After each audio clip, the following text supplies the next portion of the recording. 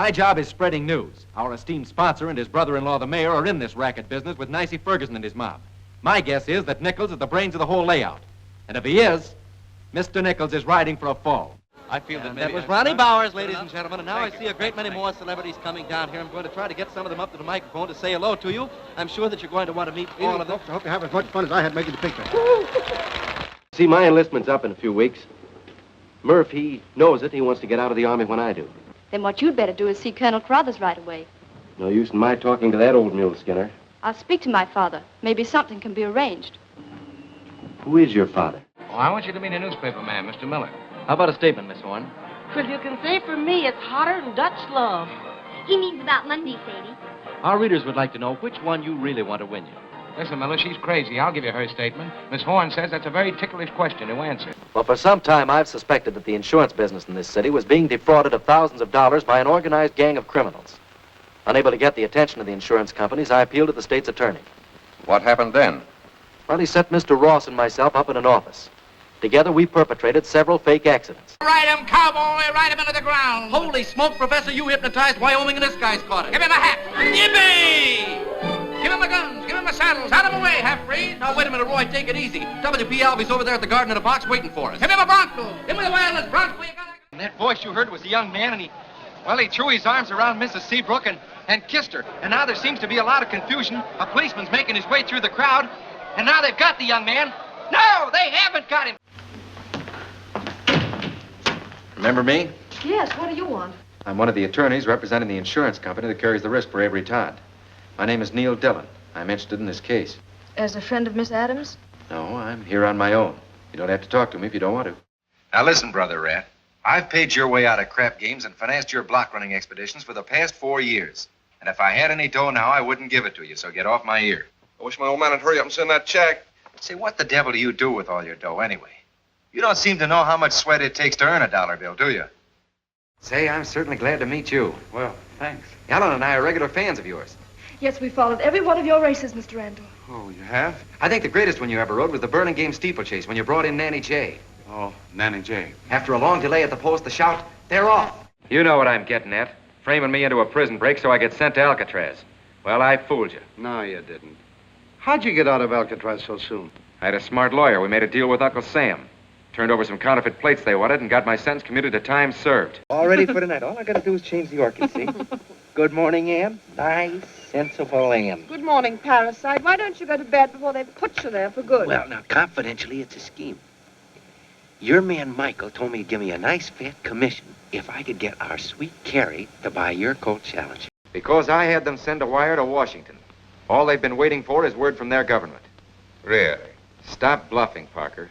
You're caught and you know it. The evidence in this place is good enough for a 20-year stretch. And I don't think it'll do you any good to add murder on top of that. Why, you'll make more money this year than Beethoven and Schubert made in their entire lives. Your song will be greater than the Star-Spangled Banner. More people will know the words. Don't you want your music to reach the greatest number of people possible? I want my music to live. I want it still to be played in 2039. Do you think you'll be able to hear it from one of those little 6-foot subways? You think I'll be dead, huh? Brother, I'll make book on it. Say, that's not a bad idea. You'd be doing something really worthwhile. A year of that, and the judge couldn't help but see the light. Yeah, I think we thought of something there, Jim. Yeah, we sure did. Now, if we can only think of a way to get you appointed. Last night at approximately 8 o'clock, you didn't go into the basement of a building owned by one William Kroner, and there, deliberately, willfully, and with malice aforethought, attempt to illegally, unlawfully, and feloniously set fire to and destroy the edifice. Did you? No, sir. That's what I thought you'd say. Yeah, why don't you guys have a heart? We wasn't sentenced to the lethal gas chamber. You guys chiseling enough graft to buy some real smokes? Shut up, you. Why, you want to make something of it? I've been understanding you for years. You want to get married. Well, that's tough. So do I. The whole world wants to get married, but why blame your old man? If it weren't for him, we'd still be batting around from pillar to post with those dusty diplomas tucked under our arms. Who else would have given us a job? I'm sorry, Billy, but I'm afraid I'm a little grateful. And there's Ronald Reagan and Jane Wyman. She's just as pretty as she is in pictures. Well, glad to meet you, sir. I have so many things on my mind.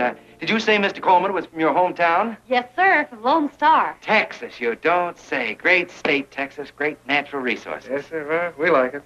Would you like to see what the inside of a real theatrical office looks like? I'm sure Mr. McClure wouldn't object. Destroy this dirigible. When? When we land at Sunnyvale after the war maneuvers? Can you do it? Yeah. What do I get? $50,000 if you destroy the ship. Someday when the team's up against it, brakes are beating the boys. Ask them to go in there with all they've got. Win just one for the Kipper.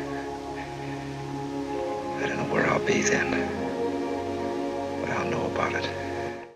You looking for someone, miss? Yeah, is that your tin can? Yeah, that's my tin can. Well, move it. Get it out of the way. All right, I'll move it. Keep your shirt on. What are you doing, slumming? No, I'm not slumming. All right, all right.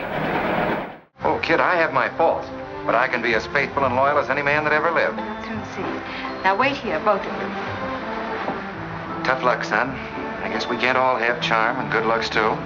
Custer, I hope you're joking, or you're not going to have either. Oh, don't take it so hard. I mean, this is something that could happen to the public. All right, I remember, so what? Quick, where was he shot? Through the ribs. It is you. Don't you remember me? Oh, no, you're not that peon. He was thin. Sure he was thin. That was because he was hungry. He was ugly, too. It was what you wanted most, wasn't it? To have your symphony played? No, the things I wanted most couldn't be bought with dough. Maybe I'm peculiar. Things like making your own way, climbing your own mountain, or stubbing your own toe. Oh, baby, you just used to look like $1 million. But now you've learned to act like one. I didn't have to sign up in this war. You know that, Charlie. I saw those people, spirit they've got, the way they can take it. I kind of wanted to be a part of it and see the thing through. It's the first time I ever got fired from a job I ever really wanted to do. When I knocked off those bookie joints last week, did I stop at reporting them? Even with pictures? No. Mr. Sawyer. Son, you bother me. I realized there had to be a mastermind behind that racket and every other racket in this cockeyed town. So I probed and I dug, and I finally put my finger right where it belonged, on Moxie Carper. Randy! Randy! Where's the rest of me? Randy! Yes, Drake? It was that accident. Yes, David. Jones calling. Jet plane's coming this way from Pearl Harbor. Here we go, brother. Listen, Lola, I've been watching you ever since I brought you out here. The way you step out on the porch in the morning and take a breath of fresh air. The look on your face when you're walking through the fields. The way you sing when you help Nick and me with the work. You were just planted wrong back there in Cattail. Right here's where you belong. It's done with a thermothrottle. Hey, what? A thermothrottle enfiladed through a dialogometer. Of course, this is made possible because the sternodyne is a phrenecoupling. I don't understand you. Well, I knew you wouldn't, but if I'd have told you before, the antimeter on the other side prenulates the canoe to spell hepulus, and that's the entire secret. There you have it. You know, Pee-wee, you look like you'd kind of fit in the inside of that fishbowl. Well, I'd sure like to be in there, sir. I'd like to shoot a gun again, too, sir. Ever handled one before? Well, not one of these caliber 50s, no, sir. Well, does that mean we're supposed to stop living? Is Johnny Jones private citizen? Yes. I'm Corporal Jones. I don't know how long it'll take to get back to being Johnny Jones private citizen. But until I am, I don't intend to leave anyone on my conscience back home. I don't like the guys on my team anyway. Now, wait a minute. These days, when a fella fights against his own team, it's a break for the other side. Actually, he's on the other side. No scientist would inject valuable horses with an imperfect serum like this. Maybe if I'd had a positive result with that test horse, I'd be willing to gamble, but not like this. So we'll just go home and watch our horses die, is that it? Well, I'm watching mine die. I can't understand what went wrong with the thing. You're willing to forgive me for something that never existed except in your minds.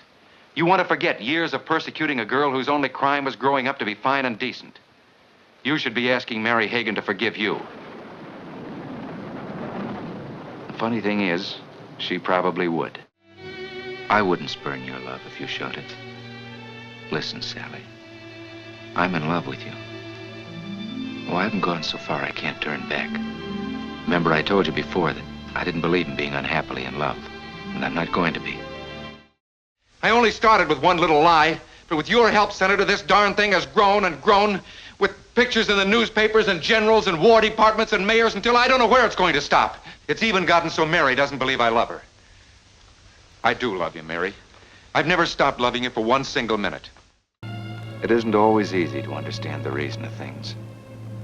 It's never easy to find the answers. But there is a logic somewhere. There's a reason behind every action, no matter how wild or cruel it may seem. I would have gone through fire and water. Night school was a cinch. But why? Even my mother doesn't think I'm a raving beauty. Beauty, a drug on the market. Why, I could look at you and tell at once that you had a beautiful mind, a beautiful mind. Well, now, let me get this straight. You love Dennis. That's right. He's a wonderful fellow. One of the best. Uh-huh. But he's such a big ham. The biggest ham in Hollywood. Good luck. Thanks. And now the payoff. You're sore because you didn't know when you were going to die. Does anybody know when he's going to die? No, but you had to know. You're the kind of a hero who wants to bet on a sure thing. Why, you don't know what courage is. You've been afraid to live since the day you were born. Mother, you've only been living with us a little over a month. And, well, I realize it takes time for people to get used to one another. That's why I've tried to be helpful, son. Well, Mother, without realizing it, you've caused a great deal of trouble. But you told me in my office that you saw them. No, you misunderstood me. You said they were wearing hoods, Klan robes. It was dark, and there were no street lights. You're lying. You know you're lying. What if I could teach this monkey the difference between right and wrong? And how will you know he knows? He'll tell you, maybe? No, Hans. By getting him to do right without hope of reward. To avoid wrong without fear of punishment. Something my father never had a chance to learn. That promise won't mean very much if they lose the war. Can your side offer better? We don't want your help. We're not fighting women and children. That was not what the Union government asked of us. If your men got started, could you guarantee to keep them under control? Why... You talk of peace. Well, this is your chance to have it. This isn't the Indians' war. Come on, we're getting out of here. No, we're not. We're waiting. Look, you've just kissed $2,000 goodbye. Do you think anyone's fool enough to risk his neck for money he's already got in his pocket? They said they'd come. Why did they want to get paid in advance?